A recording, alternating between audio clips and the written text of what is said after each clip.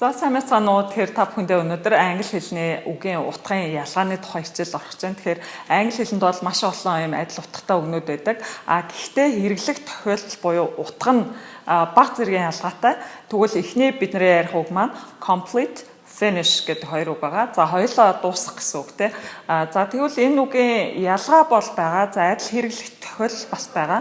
За жишээлбэл I completed my work. Эсвэл I finish my work гэж ажлаа хийж дуусгах гэсэн үг. Энэ тохиолдолд бол аль алийг хэрэглэж болно. За ялгаатай тохиолдол нь юу вэ гэхээр complete гэдэг нь илүү одоо ажлаа хийж дуусгахыг хэлж байгаа бол finish гэдэг нь ажлаа хийхээ зогсоох. Тэ аливаа юмыг зогсоох гэсэн утгаар ордог. Дуусгах биш. Аливаа юмыг хийж байгаа дундаас нь гаргач гэдэг юм уу. Тиймэрхүү утгаар болох гэсэн утгатай. За тэгвэл I completed my project on time гэх юм бол би ажлаа яг цагт нь дуусгасан гэсэн үг бол I finished my work at 5 PM every day гэх юм бол би 5 цагт өдөр болгон ажлаасаа тардаг буюу ажлаа хийж байгаад орхиод дуусгадаг гэсэн утгатай. Тэгэхээр ийм ялгаатай.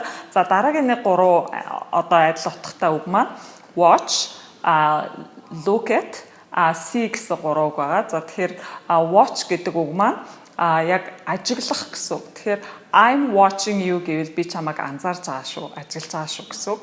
За I'm looking at you, I'm looking at a camera right now гэх юм бол би яг одоо камер руу харж байгаа гэсэн үг тийм. Тэгэхээр look at гэдэг бол аливаа юмыг харах гэсэн үг. Watch гэдэг бол одоо анзаарах гэсэн үг тийм. Ажиглах гэсэн үг бол see гэдэг нь уулзах гэсэн үг. Тэгээд I'll see you next time, I'll see you next Friday гэдэг юм те. Дараа 7 хоногийн 5 дахь уулзъя.